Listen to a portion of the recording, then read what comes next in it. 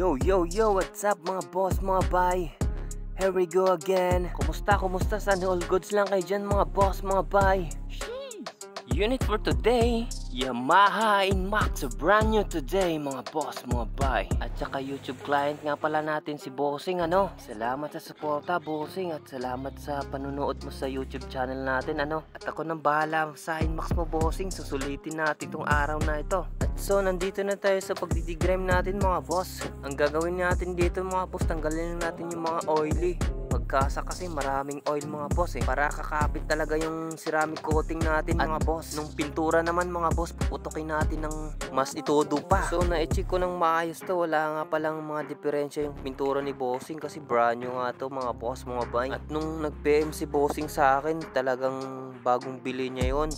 At sabi ko kinabukasan Bossing, i-schedule natin yan. So andito na po tayo sa detailing mga boss, mga bay, ano. Nilalagyan ko na ng mga detailing tip yung mga kantuhan mga Bossing, yung mga plastic or trim, para sa ganun naman hindi matamaan ng polisher yung mga trim natin mga boss. At kita naman po natin yung visor ni Bossing, naka-plastic pa talaga mga boss. So andito na po tayo sa polishing natin mga boss. So ang gagawin ko dito mga boss, magro-rotary muna ako at sabay GA para mas magandang combination sa polishing mga boss, mga bay. At para makuha din yung kunting hologram sa rotary mga boss. So sa gustong magpa-schedule ng maaga mga boss, i-PM nyo po ako ng maaga, lalo na ngayon palapit na po yung Disyembre.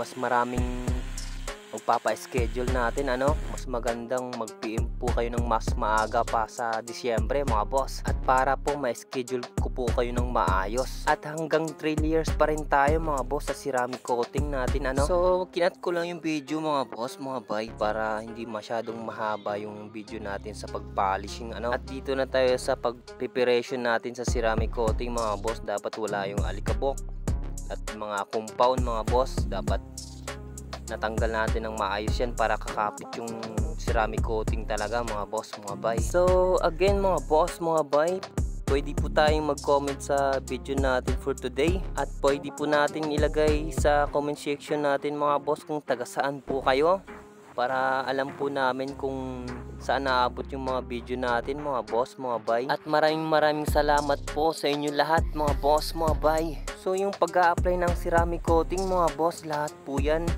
ina-applyan natin ng ceramic coating, pati po yung mga plastic at lalo na po yung mga nasa ilalim mga boss, ano. At package nga pala yung service ni Bossing mga boss.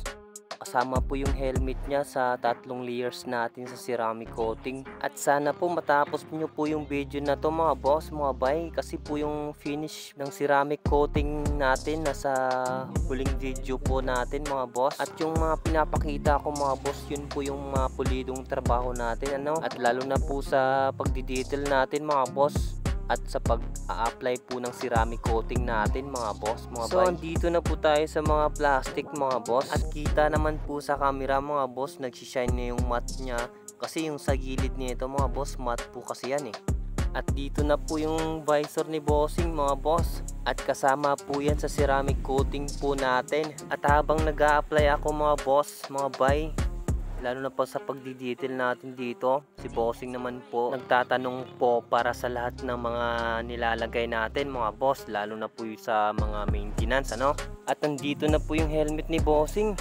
So hanggang dito na lang po ako mga boss, mga bay. At maraming salamat po sa inyo lahat. At sana more client pa rin tayo mga boss, para may iba-ibang ina-upload tayo ng mga motor or mga sasakyan mga boss, mga bay, ano. At hanggang sa muli nating pagkikita mga boss, mga bay. Paalam!